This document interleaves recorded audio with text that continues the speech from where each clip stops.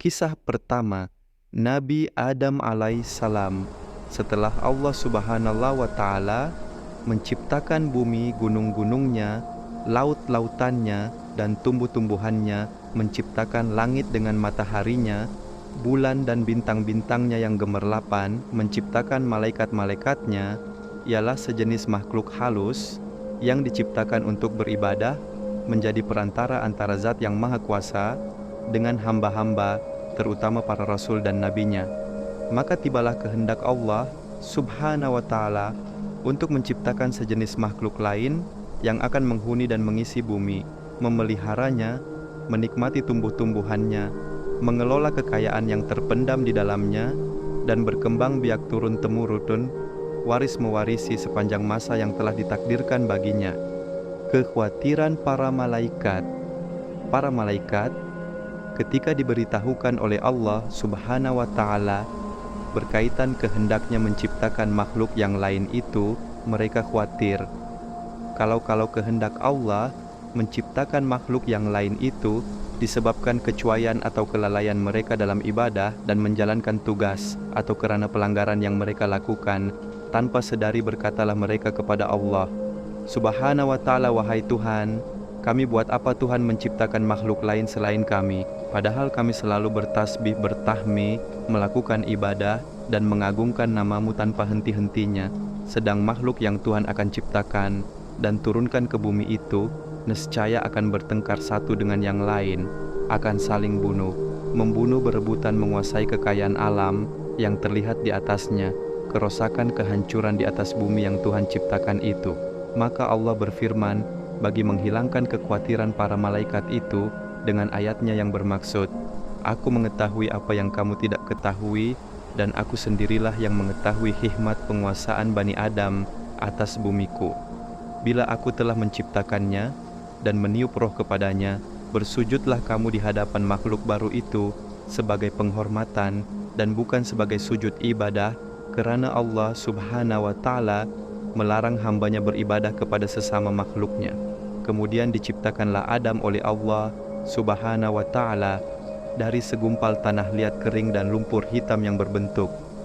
Setelah disempurnakan bentuknya, ditiupkanlah roh ciptaan Tuhan ke dalamnya, dan berdirilah ia tegak menjadi manusia yang sempurna.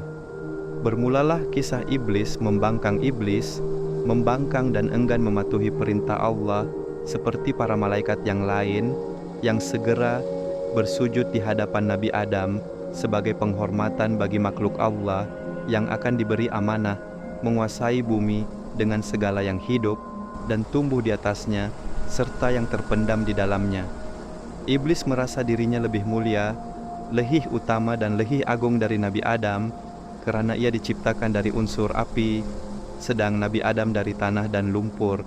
Kebanggaannya dengan asal-usulnya menjadikan ia sombong dan merasa rendah untuk bersujud menghormati Adam seperti para malaikat yang lain walaupun diperintahkan oleh Allah. Tuhan bertanya kepada iblis, apakah yang mencegahmu sujud, menghormati sesuatu yang telah aku ciptakan dengan tanganku? Adakah engkau menganggap dirimu besar dan agung? Iblis menjawab, aku adalah lebih mulia dan lebih unggul dari dia. Engkau telah ciptakan aku dari api dan menciptakan dia dari lumpur. Kerana kesombongan, kebongkakan, dan pembangkangannya melakukan sujud yang diperintahkan, maka Allah menghukum iblis dengan mengusirnya dari surga dan mengeluarkannya dari barisan malaikat dengan disertai kutukan dan laknat yang akan melekat pada dirinya hingga hari kiamat. Di samping itu, ia dinyatakan sebagai penghuni neraka. Iblis dengan sombongnya menerima dengan baik hukuman Tuhan itu, dan ia hanya memohon agar kepadanya diberi peluang untuk hidup kekal hingga hari kebangkitan kembali di hari kiamat. Allah meluluskan permohonannya dan ditangguhkanlah ia sampai hari kebangkitan.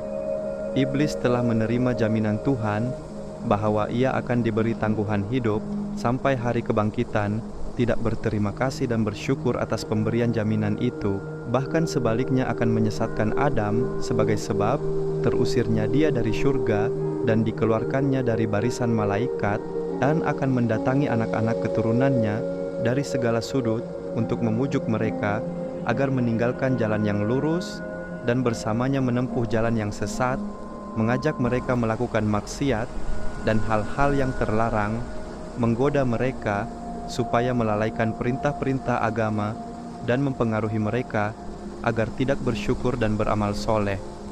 Kemudian Allah telah berfirman kepada iblis yang terkutuk itu, "Pergilah engkau bersama pengikut-pengikutmu yang semuanya akan menjadi isi jahanam dan bahan bakar neraka.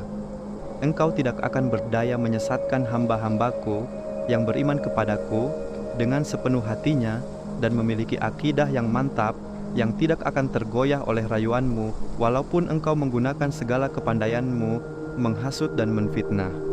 Kisah seterusnya nanti kita akan sambung ke video kedua. Jangan lupa subscribe, like, and share channel AB untuk next video. Sekian, terima kasih.